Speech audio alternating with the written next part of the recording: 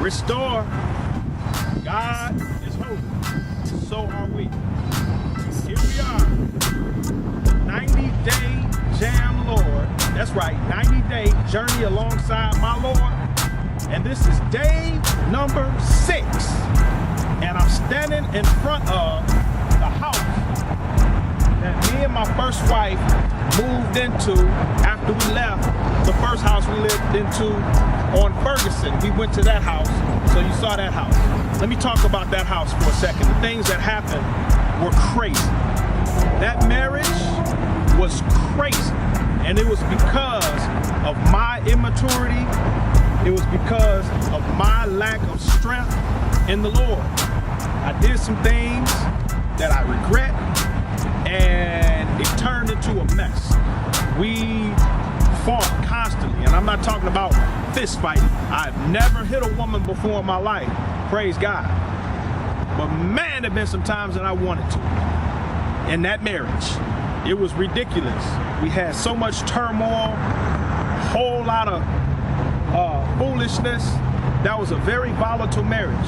There have been times when I had torn up my house because I was so angry at my wife, and instead of hitting her, I punched the walls. I threw things through the window. I was ridiculous.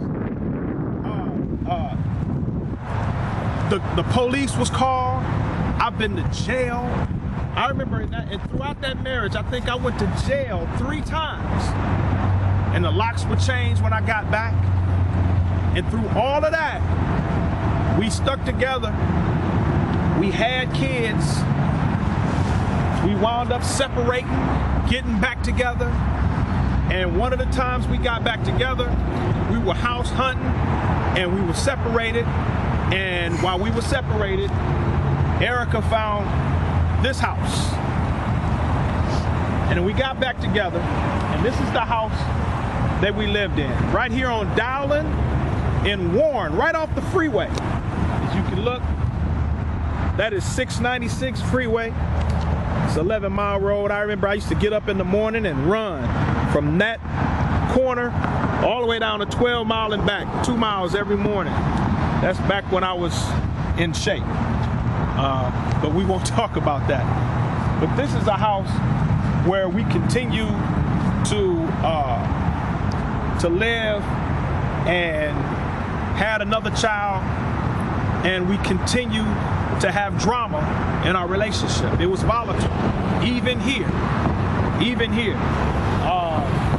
Finally catapulted to the point where on February 6th of 2004, we separated for the last time.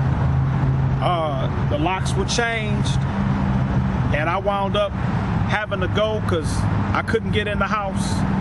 It's a long story that I won't get into. We both played a part in all of the craziness that occurred, that transpired in our marriage. But that's neither here nor there. The bottom line is, we messed up. It wasn't a good situation, and it didn't turn out well. It didn't turn out good. So that day, February 6th, 2004, we separated. And she stayed here with the kids, and I went on and moved back to my mother's house. I left her everything, and all I had was myself and my clothes, and I went back to Fielding to live with my mother, and she wasn't pleased about it. But that's where we were, separated on the brink of divorce. We had been there before, but somehow I knew that this was going to be it. This was the last time, and I was right. But let's go back to Fielding so we can talk about what transpired after that. Let's go. Okay, so here we are in the basement on Fielding. Now remember, this is God's story as experienced through my life. Even the bad parts. This is one of the darkest hours, probably the darkest hour. Well, there's another dark hour that I'm gonna talk about a little later. But that day, and shortly after that, in the few days to come after that, this is where I live, in the basement at my mother's house, on this very couch. As you can see, I can barely fit on it, but I was sleeping on this couch every night. I remember Pastor Gary Crawford, we called him PG, Pastor Gary. He passed away a few years ago, and loved that brother. And Curtis, my best friend at the time, helped me. Both of them helped me move down here. And during that time, I was the youth pastor. I had just become the youth pastor at Dunamis the previous year in 03, in August of 03. Here we are, February of 04, and I'm separated and living down in the basement of my mother's house. A cold, hard basement. Had to have a heater to heat me up. It was in the wintertime. It was kind of crazy. And so the church didn't know. A lot of people didn't know. I still went to church every day, was still faithful in serving God in that capacity as a youth pastor. But I was struggling. That's when I started fornicating. I started going back to my old ways, doing things that I used to do. I didn't feel like I had any support from the church. A lot of things were kept under wraps, secret, but a lot of people knew a lot of things because Erica went to the church, and so they knew what was going on, but the support was lacking. So a lot of people probably didn't know how. I don't know. I can't speak for them, but I do know that I felt lonely. I felt all alone, and I was a mess, and I was sinning and doing things that I should not have done.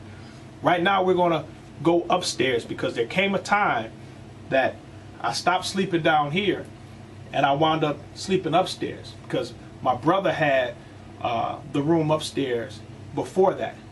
When he moved out, I moved in to the upstairs wing of the house on Fielding. And so let's go up there real quick.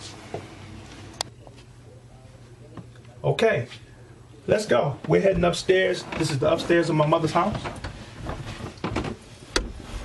Actually, the room that I grew up in. This is bungalow, Detroit. Everything pretty much looks the same from when I moved in. I used to sleep here. But while we were here, we had playpens sitting out here. But I'll tell you about that in a second. But come on, let's go. This is exactly how it looked when I was staying up here. And you want to know where my bed was? Right here. On the floor. Every night. This is where I would sleep. So we had no other place to sleep. And I stayed here for 6.5 years in this state. When I was here, I wound up sleeping around. Good friend of mine, Ebony, wound up sleeping around with her. Got her pregnant. Stepped down from being the youth pastor. Now mind you, the youth ministry and the church already had a problem with me getting divorced. Because I wound up getting divorced in, what was that, September 28th, 2004. The divorce was final. Shortly after that, I was continuing to sleep around and messing around with different women. And Ebony wound up getting pregnant. And I told Pastor Lane, and then I stepped down from being the youth pastor. I continued to sin, continued to fornicate, wound up getting somebody else pregnant. And so they both were pregnant at the same time. 4 months apart, I had 2 babies born. Now check this out. I'm living in my mother's house, trying to make a living, stepped down from being the youth pastor. After that second pregnancy, got kicked out of the church. Pastor Lane said, you're going to have to find another place to worship. I understood because I was clowning. I was in a bad place. That's the church that I found, that I called home. For the previous 12 years of my life, that was home for me. And now, taken right up from under my feet because of my behavior.